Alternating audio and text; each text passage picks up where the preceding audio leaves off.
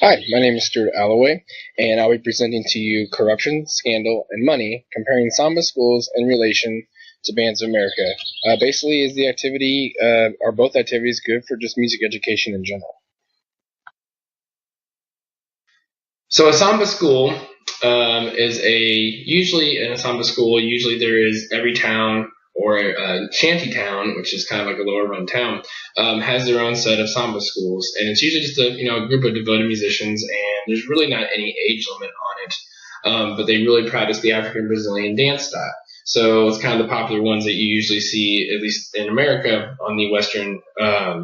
When you see Carnival on either on YouTube or if you see it on TV or something like that, that's usually the kind of style of dance that they do.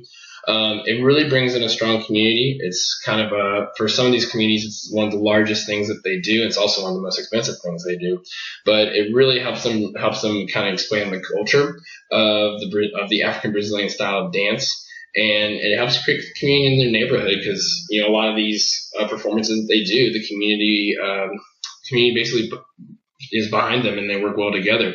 Even though it's a samba school, is not or we like to use the term Common Core school. So it's actually not a school. They don't, teach you math, English, science, but it's more of cultural learning. The background of the culture, why we do samba schools, and kind of going back to the heritage roots of as far as the style of instruments, the style of music, the style of composition, and that's basically why it's called a school because they're still teaching the cultural identity of the African Brazilian dance, the best way I can put it.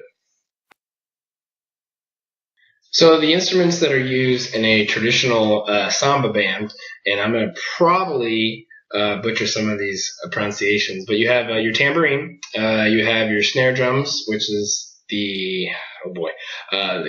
caxa.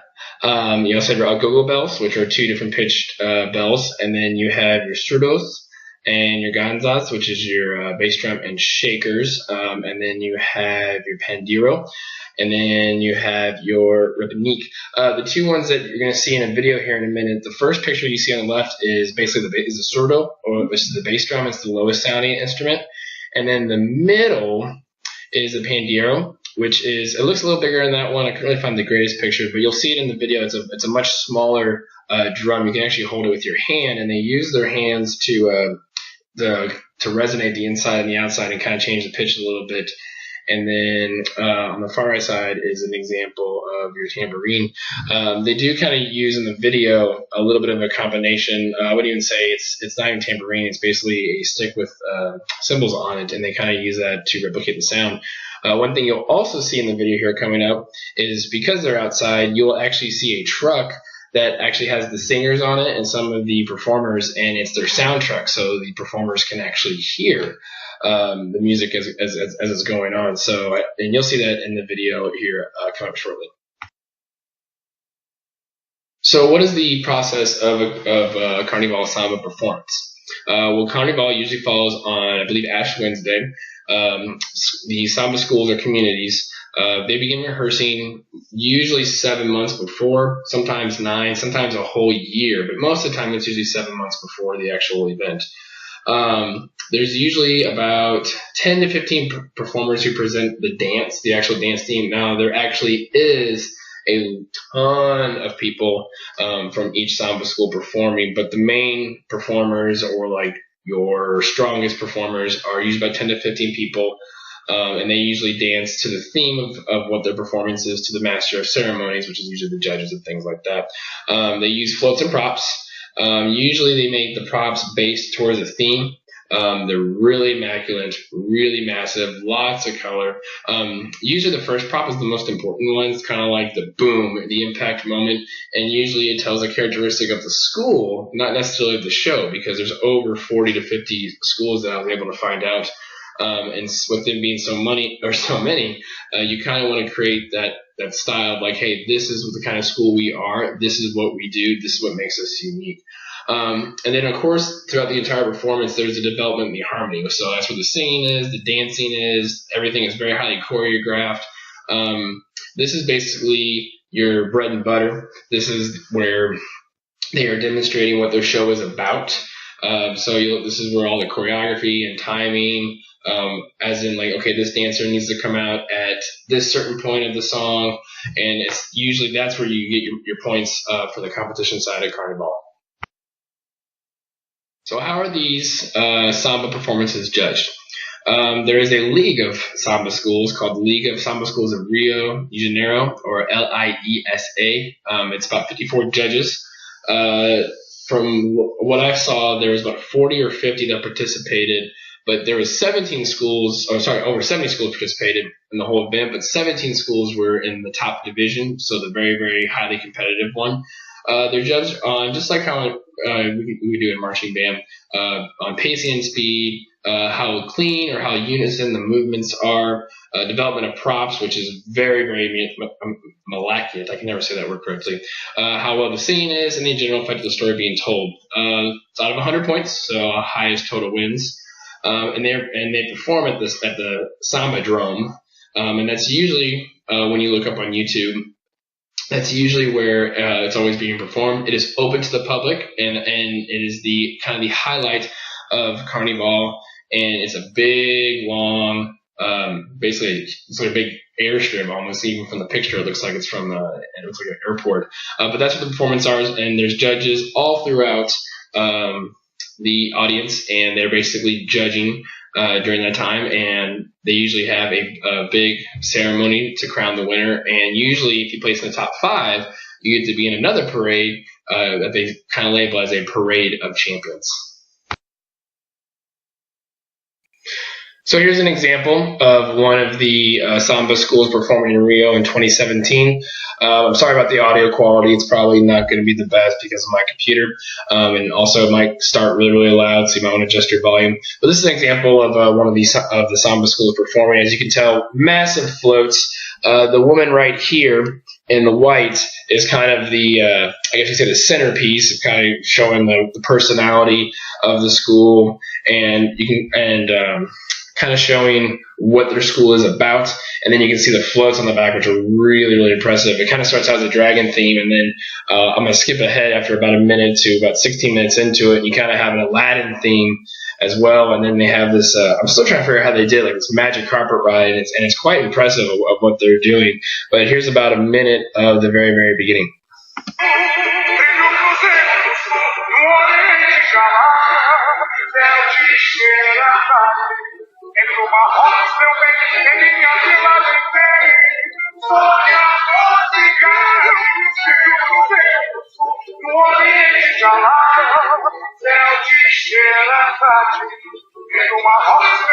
So there's your main centerpiece right there, kind of showing the personality of the school.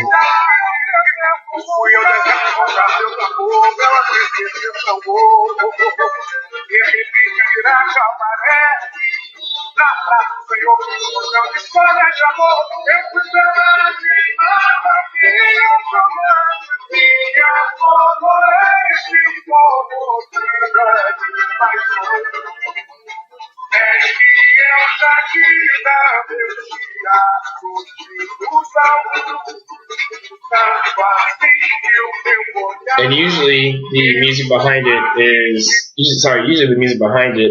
is usually original compositions. This is kind of stopped in a weird place because you kind of have one just the float handlers as well. But there's a scene right here, I believe it's 16 minutes in, where you kind of have like an Aladdin theme going on. Yep, there he is.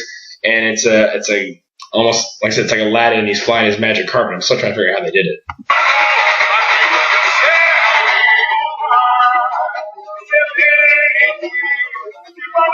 So he's kind of running away from the bad guys, and that's kind of the story they're trying to tell.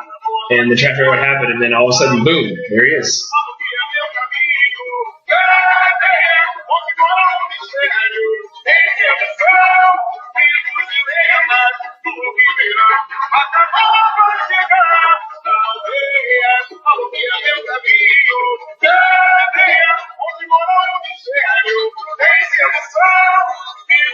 So not only are they being innovative, but they're also, not only are they being innovative, they're also telling their story as well, and they're doing it to the best of their ability. And it's it's just amazing to see like how you start out these dragons and all of a sudden you have a boy on a magic flying carpet. So I thought that was actually pretty impressive that they made it very clear of what they're trying to sell to the audience and also to the judges.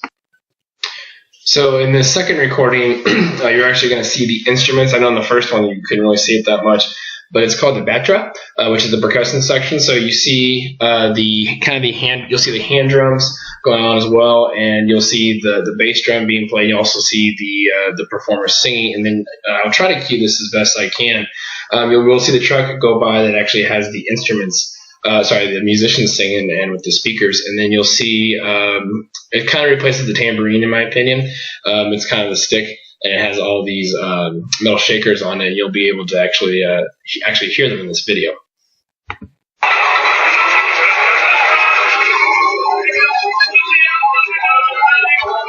So I'm going to pause it. As you can see right here, there's one of the drums that actually kind of replaces the go-go bells as well. So you hear your high pitch and you also hear your low pitch. But you do have a lot of performers because since you are outside, you got to be able to actually hear the compositions and hear the instruments.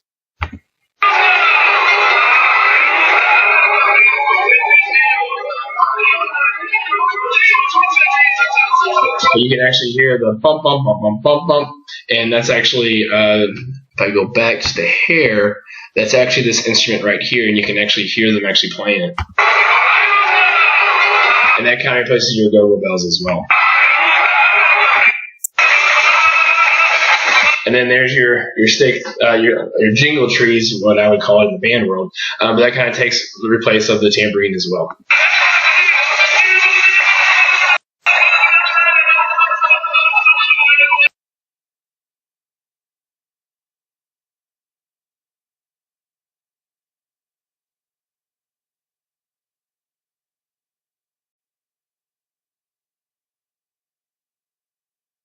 So what is Bands of America? Bands of America is a nonprofit organization that combined with another nonprofit organization several years ago called Music for All.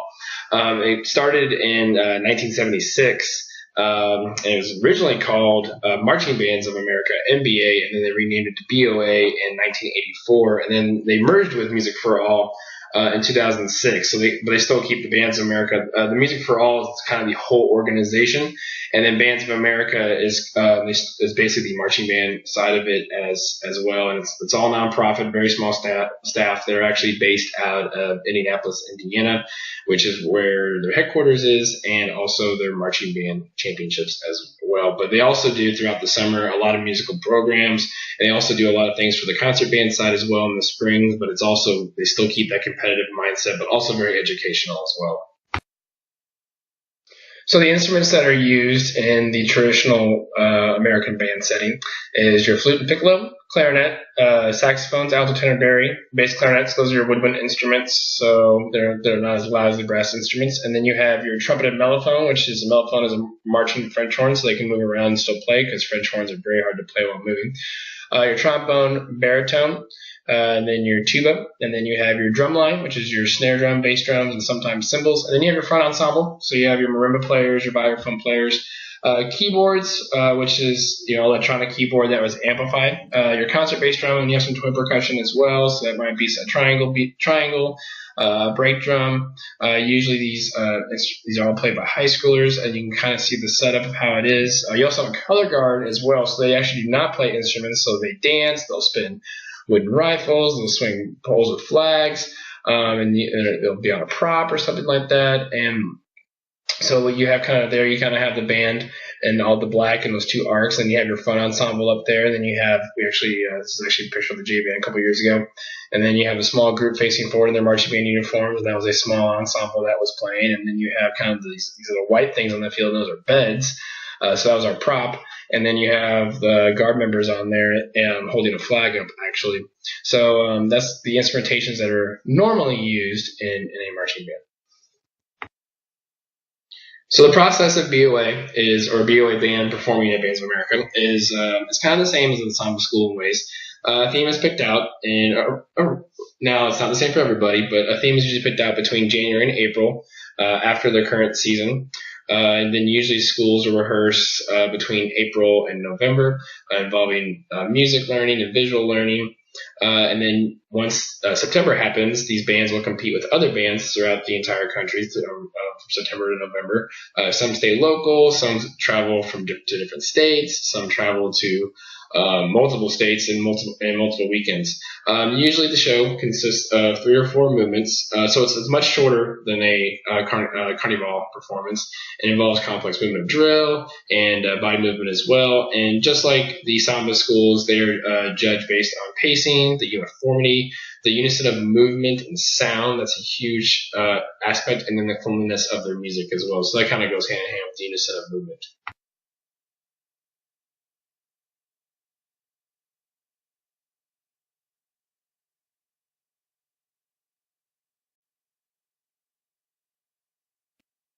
So here's an example of one of the top BOA bands in the country. This is Broken Arrow from Tulsa, Oklahoma. Like I said, apologize for the audio quality, so you know, I have to adjust the volume a little bit here and there. But this is the example of their show called the Wild Blue Orchid.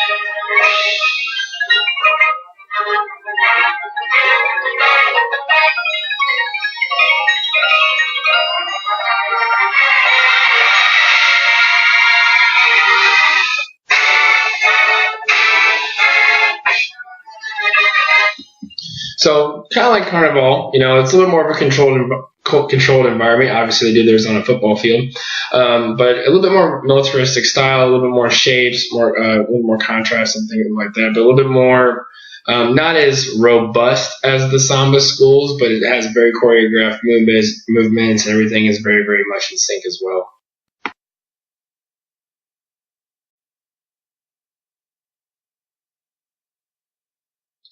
Just like many groups that perform and compete, there are performance requirements for Carnival and the Samba schools. Your presentation must be 75 minutes long.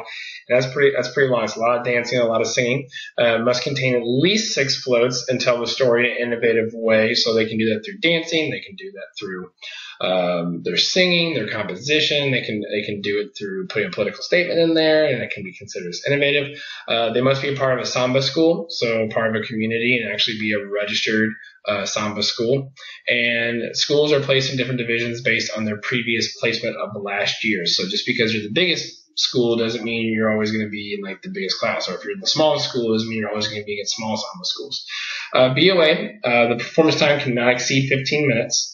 There's no limitations on instruments, but for the way the public school system is set up, they usually tend to use the instruments that were listed on the previous slide. They must be a part of an academic institution that fall within their state activities association.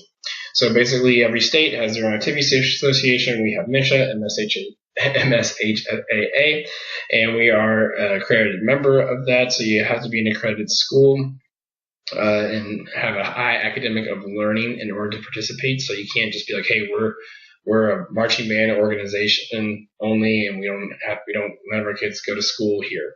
That won't be allowed. And schools are placed, and it's kind of cut off. Schools are in different divisions based on their school size, so not necessarily about how they placed. So this was actually made me really interested in doing this presentation, was just being able to compare the two. The big similarities, there's actually a ton of similarities, and this is the most I can fit on the screen. But as far as the process, not necessarily the samba schools, but the process of the performance of it, there is a time restriction. Samba schools are 75 minutes. BOA is about 15. I think this is actually a really big one. You must be part of a school or community.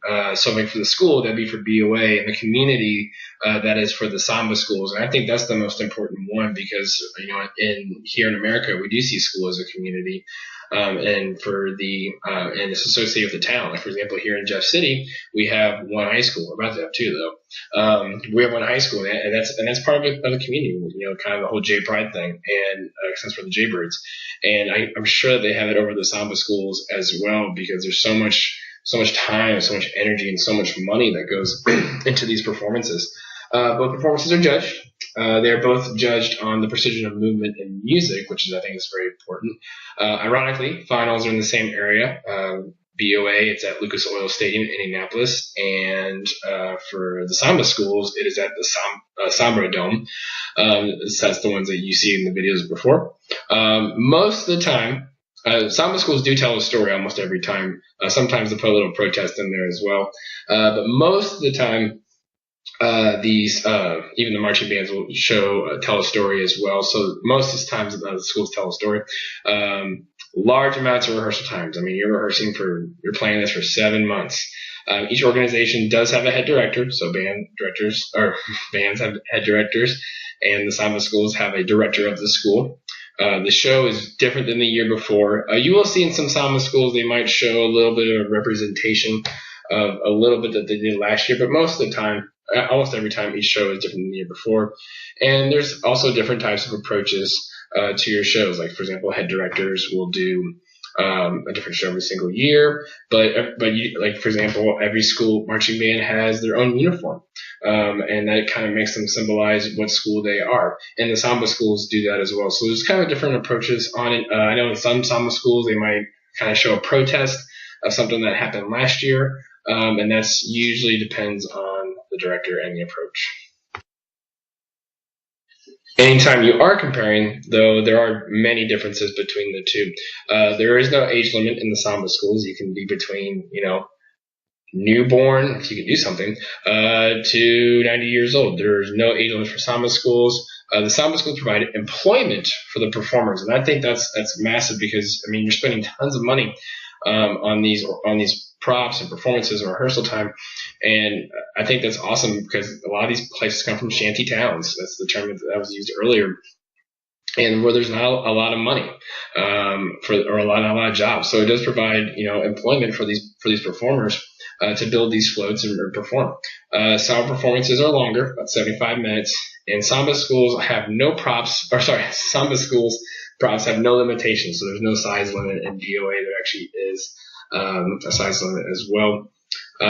For marching bands, they tend to follow the guidelines given by their state in regard to rehearsal time. So I know in Texas, you can only rehearse certain amounts of times per week. I know same for us here. We kind of have a set limitation of how long we can rehearse. Marching bands are more instrument-based, especially for a first-time listener. There's actually more instruments involved. Marching band schools tend to have multiple performing ensembles throughout the school. So the Samba school that's what you do. You're a Samba school, you work on this huge presentation. After marching band season, schools kind of do their own thing. They kind of have, their concert bands and their jazz bands and their percussion ensembles. So it's more of a performance. It's more guideline to the overall performance of education, rather than the Samba school is just focused for one event. Also, Samba schools performances tend to show less clothing and can be seen as sexual, and that would probably not go well with having underage kids as well. So that's one thing that's, at least when I was younger, that's one thing I noticed as well. So the biggest thing that I found interesting, and it kind of goes with some of my thesis work that I'm working on, but it was really interesting when I was reading the articles about the Samba schools in Rio. Because a lot of these towns, they're very low income towns. So how are they getting money for these millions upon millions of dollars props and paying these performers? Well, it's actually tax money. The tax money that's given for the government goes back to these towns so they can participate in Carnival because it's a huge tourist attraction, and that's probably a good chunk of their income. But the biggest thing is, and this kind of goes with bullet point number one, the last one, is the abuse of public funds and where's the tax money going? I could be an employer getting paid to do these floats, but there's no documentation of it. So if I get mispaid or mistreated, how am I supposed to prove this? So that's kind of using the public funds and where's the tax money going? And then also it's opening the funds more to the people and not to the organization. Lisa, I hope that's how I pronounce it, is the main organizer for the marching bands, for the Samba schools, and all the money is kind of going to them, and then they kind of distribute it. So logistically, it's not really set for success. I mean, these are taxpayers' money, so why is it going back to the people? And this is probably, in my opinion, the number one is the third bullet point, is the history of being funded by gangsters. And that's kind of still what's going on. They're trying to clean that up, but a lot of these floats are paid for by crime. Crime is awful in Brazil, and that's what's building these millions upon millions of dollars props. So that kind of goes with, where's the tax money going? You know, there might be a school that's getting less tax money, but here they are with the most expensive props. So how is that happening? And that kind of goes all hand in hand with the gangster side. On BOA, it's kind of a little bit of how our country is set up a little bit, but the bigger bands tend to have more money, either from tax revenue or just having a lot of kids or just the demographics. So, like, for example, bigger bands are the ones in finals usually. There's an organization called WGI, which is Winter Guard International, and then DCI, which is Drum Corps National. DCI is kind of the professional marching band, although you don't get paid for it.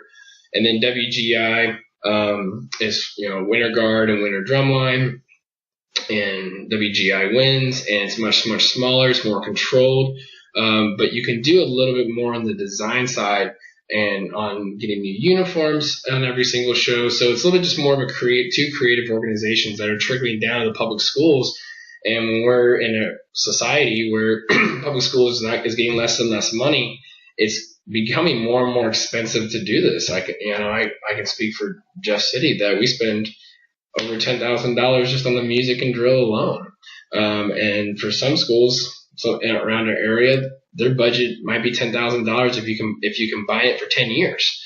So I think that's a huge difference. The demographics is also huge as well. Speaking for myself, I taught at a middle school that was 4% for reduced lunch, 1,000 kids, and they were playing upper level middle school and lower level high school music, and they could do it easily.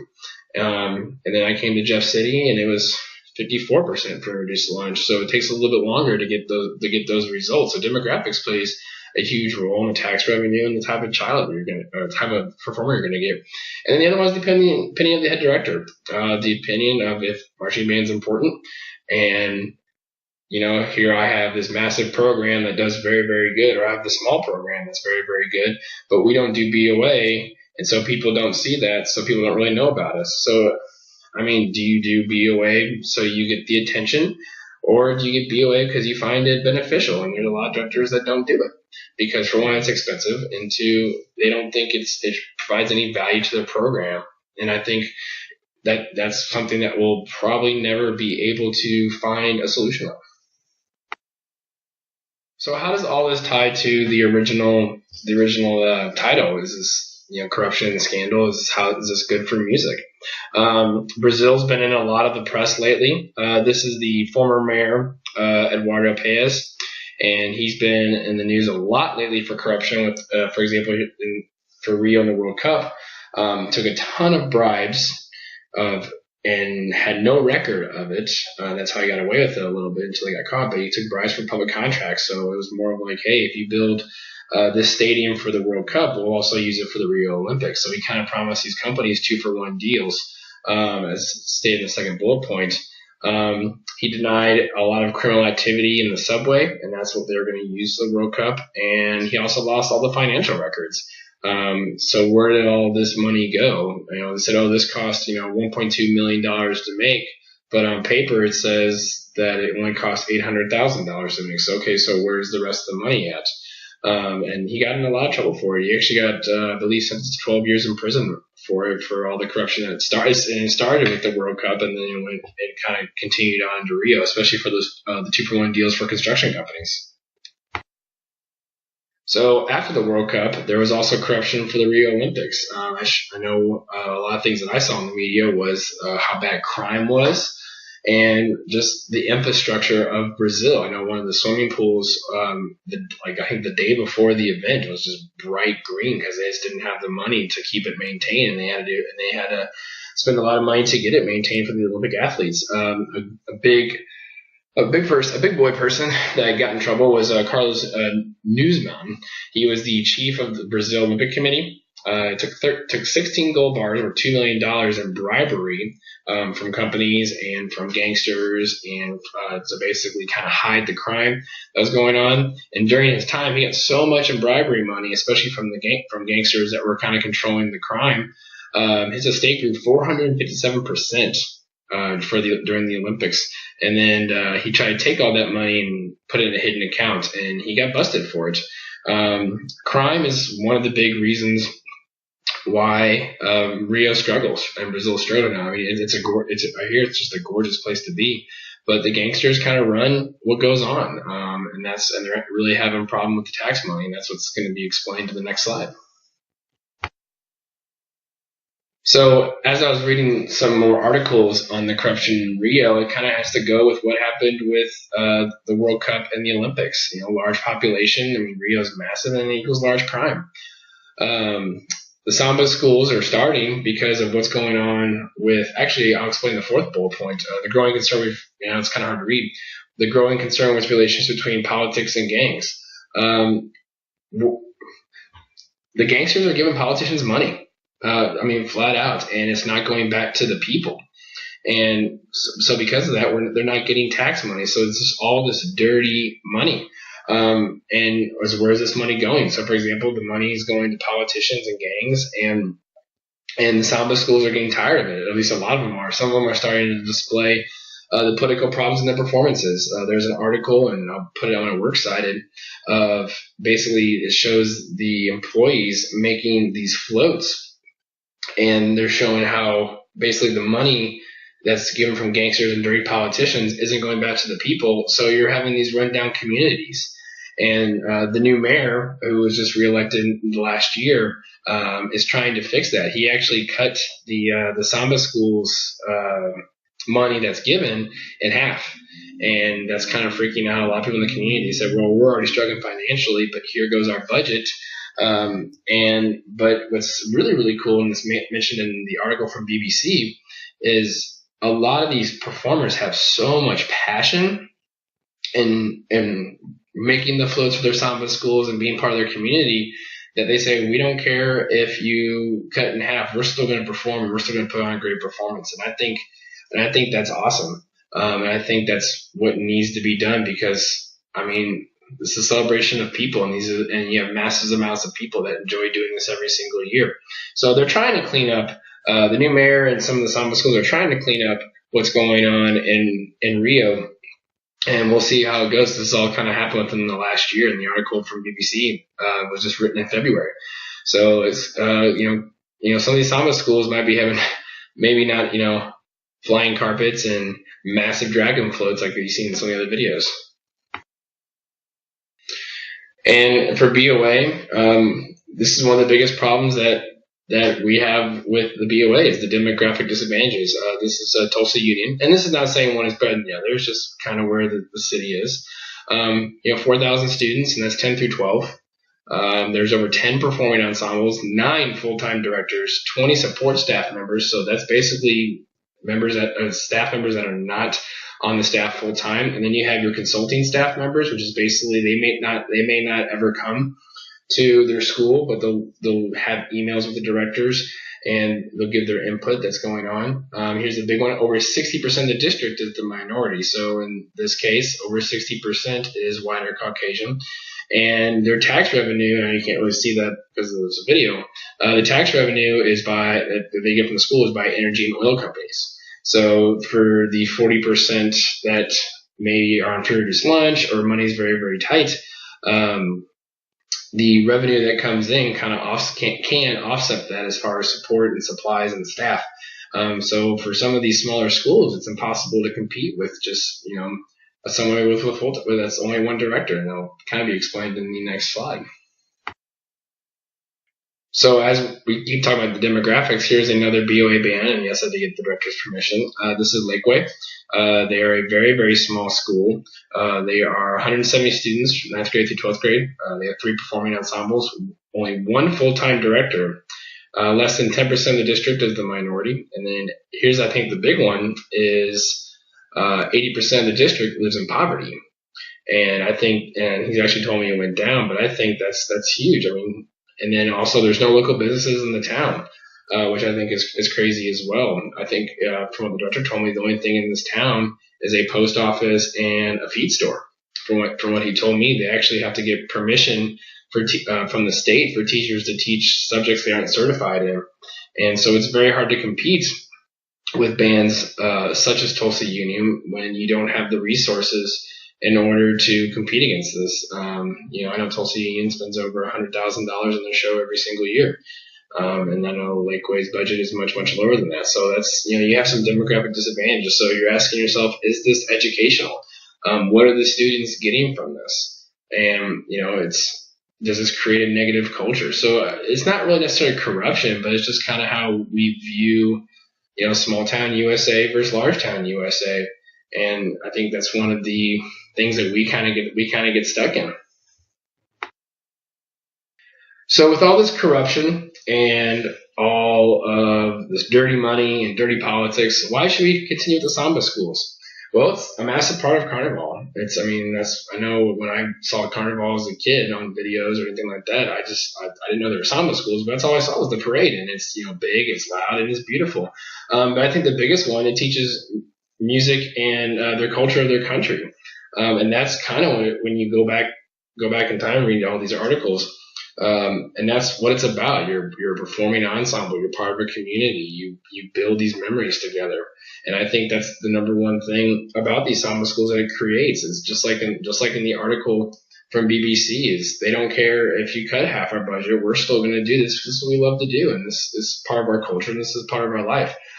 It's open to the public, and I think that's massive too. I mean, with a lot of these floats showing political unrest. Rio is a massive, one of the biggest cities in the world, and these Samba schools are trying to tell the public, hey, we have some corruption going on, and this needs to be done. Like, stand up for yourself. And with so much crime going on, I think it's important to open to the public to kind of display what's going on in our community, and that kind of goes with a sense of pride and community as well. With pushing the boundaries of music and creativity, we're always trying to find that next level. And many of these compositions are original. And that does create a lot of pressure, but I think that's huge. You're pushing the envelope on creativity. For example, in one of the videos that we saw the Aladdin boy flying around on a carpet. I want to know how to do that. That's kind of cool. You can try to use that for BOA. But I think they're doing things the right way. And I think it's because it's affiliated with the community and not necessarily kind of stuck where we are in the public school system. So it's kind of its own little identity as well. But it's a massive part of their culture, and it's because of the roots that are given from years and years and years ago with your Samba bands that you saw in small little towns or small little towns. So why should we continue with BOA? Well, first, it's a massive recruiting tool for students. I know here in Jeff City we use BOA as a recruiting tool, and it actually helps us create kind of some better middle school bands as well. And that kind of goes one of the bullet points of creates a stronger musician. When we tell our students, hey, we're competing against some of these best groups in the country, like you need to step up and practice and get better at your instrument. And it actually does help with the students. They work harder, and it helps it gives the students the opportunity to work for a challenge. And I know in some places, such as Jeff City, where we have 54% free reduced lunch, or actually 64% free reduced lunch, some of these students, this is the most work ethic that they're going to get and that they won't get at home. So it really helps them strive for that next goal.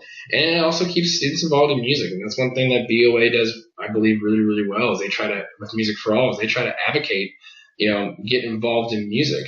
And because, music either saves a life or it helps you be more creative as a student. And we can go on and on and on and on about why music is important. But they try to incorporate that into a child's learning as well. Because when it's about the child to have a positive experience. So we do music for fun. We do it because we enjoy it.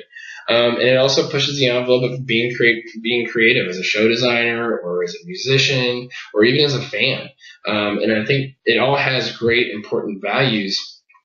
on it as well. It's just you have to make sure that you really try to approach it the right way and see that there's more positive than negative.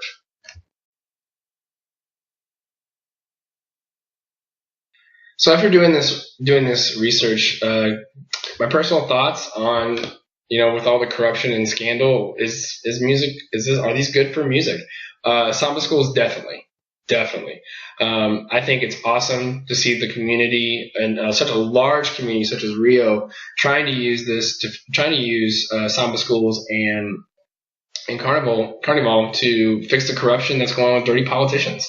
And I think that's the one thing. They're trying to make their country better, not their community better, but their country better. And they're trying to do that through the Carnival as well.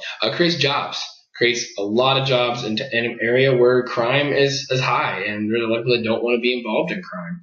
And it creates positive jobs. It also creates jobs that are skillful. Like, for example, you're making these floats out of plaster, mortar, brick, and you're learning a life skill that you can use for the rest of your life. And especially in Rio, where you don't really have as much tax income coming in, so you're trying to find ways to be a better person, to create a job for yourself. It brings the communities together, and also it's a worldwide culture phenomenon.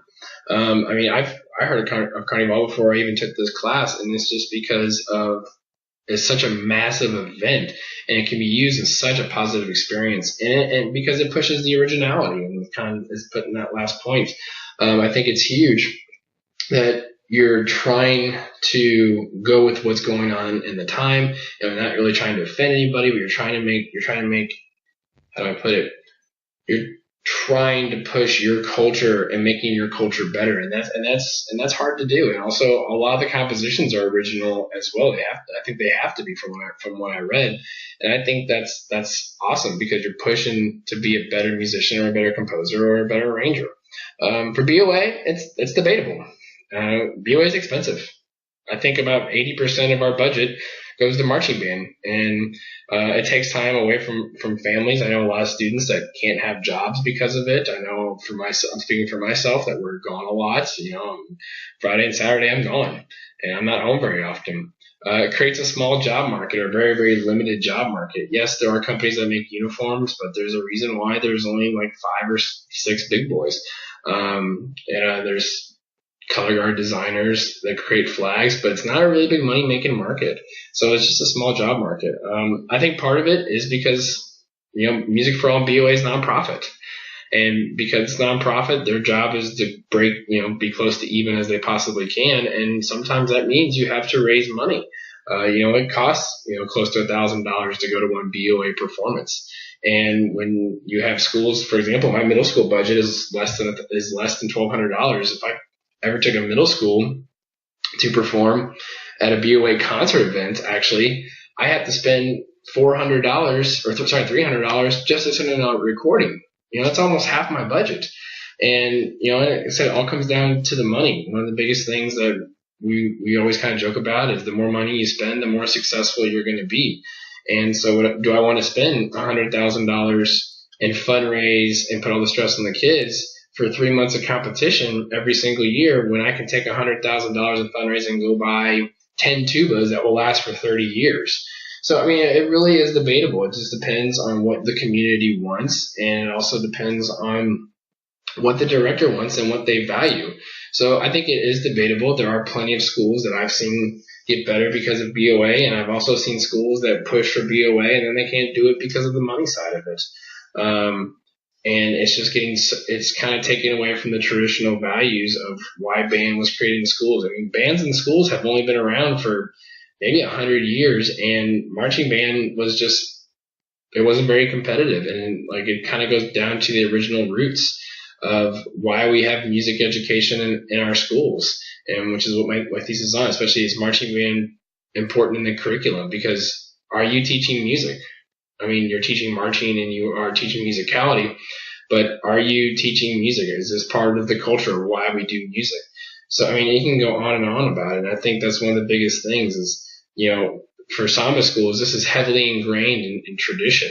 And for BOA, it You can go into a school that's done competitive marching band for 30 years and then get a new director and they can never do marching band ever again because he doesn't believe in that. So it's extremely debatable. It just depends on who you ask. And I think the Samba schools are important.